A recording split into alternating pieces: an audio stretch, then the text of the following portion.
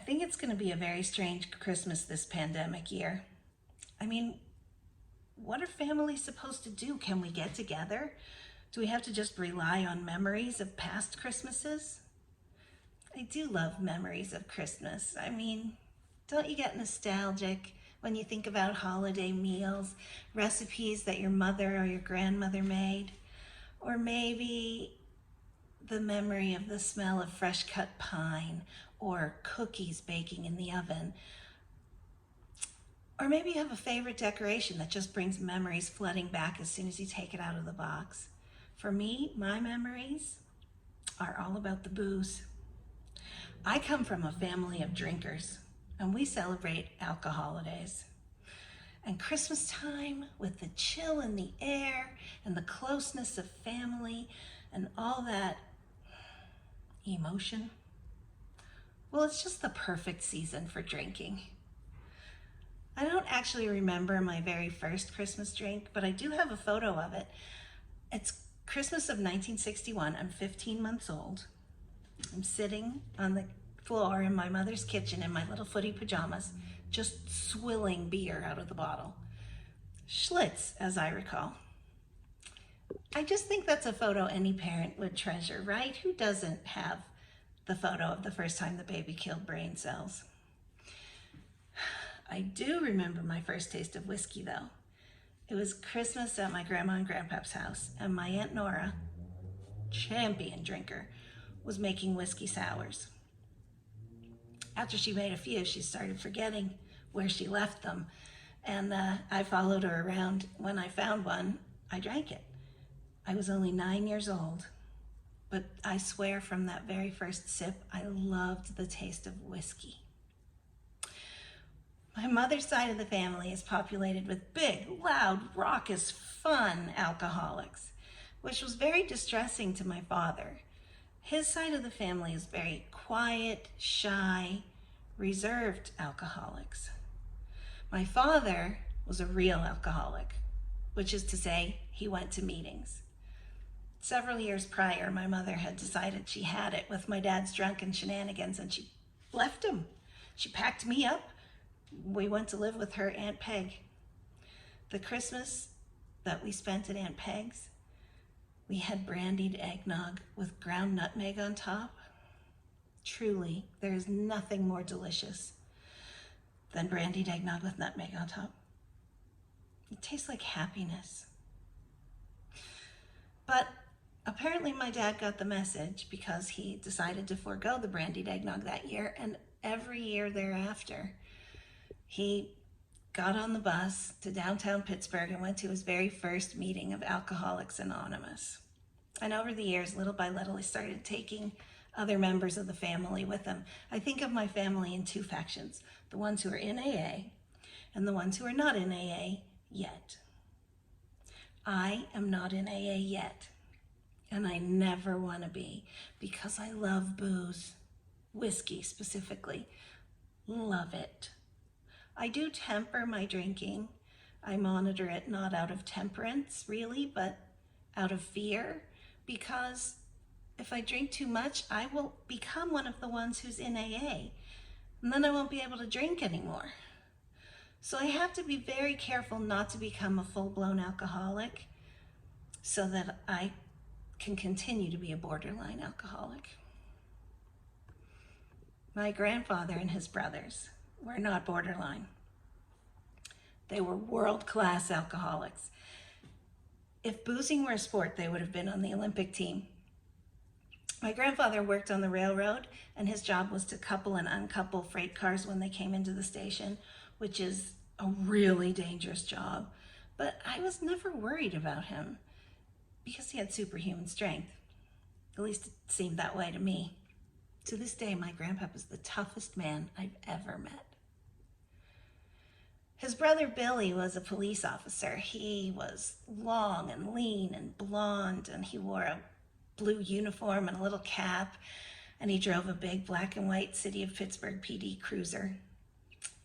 Sometimes he would drop by my grandma and grandpa's house in his black and white to have a beer, which, looking back on it now, seems kind of wrong. Uncle Johnny was tall, dark, and handsome, and he had a neatly trimmed mustache like Clark Gable. He played the guitar, and he sang. He was a lifelong bachelor, but he always had a girlfriend.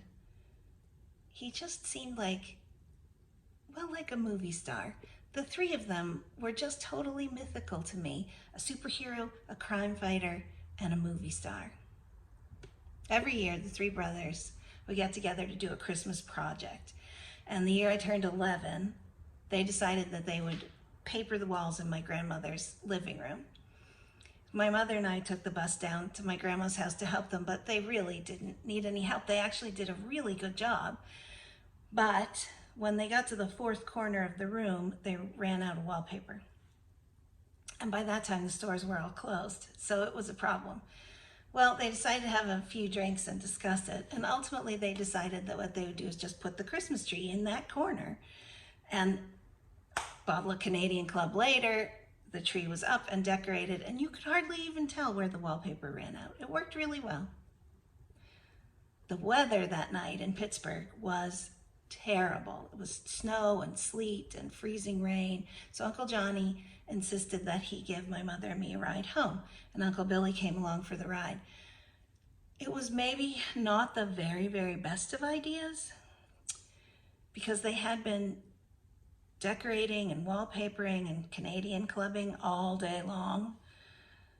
I remember that night riding in the back seat of my Uncle Johnny's 1948 Buick Roadster. It is frozen in my mind like a tableau. The snow falling outside, the green glow from the dashboard of that car, the tires fishtailing on the ice-slick streets. It was terrifying. And then Uncle Johnny started to sing. Somewhere over the rainbow, way up high. Uncle Billy was apparently so moved by his singing that he started to cry. I looked over at my mother, who had taken the rosary beads out of her purse, and saw her cross herself and kiss the crucifix. And we both just prayed. We lived, which is more than I can say for Uncle Johnny. Well, actually, the two brothers did make it home safely that night somehow. But the following Christmas was not that kind. On Christmas Eve that following year, Uncle Johnny was playing cards at a buddy's house, and of course they were drinking. Uncle Johnny went down to the cellar to get another bottle, and he must have slipped on the stairs. Well, the guys just dealt him out and kept playing. By the time somebody thought to go check on Johnny, he had bled to death on the basement floor. They found him dead at the bottom of the stairs with a gash in his head, lying in a puddle of blood. Uncle Johnny wasn't the only one to die. My Aunt Nora's husband and my cousin Jack both died of cirrhosis of the liver while they were still very young men. My father, when he died at age 52 of massive organ failure, credited his poor health to his years of alcohol abuse. At my dad's funeral, his little brother collapsed in the church pew during the Mass. And 1 month later, we were back in that same church for the little brother's funeral. Some years later, my cousin Jeffrey, who was my buddy, my Jeffrey, he went into his bedroom on a Saturday night and drank enough vodka that he woke up dead on Sunday morning. He just literally drank himself to death. He was 35. So that is another gift that Christmas brings me each year: sadness. Every Christmas I am reminded of what I have lost. I remember the Christmas that Uncle Bobby made Manhattans. Well, I guess if I'm 100% honest, I don't really remember that Christmas all that well, but it did instill in me a lifelong love of bourbon and sweet vermouth.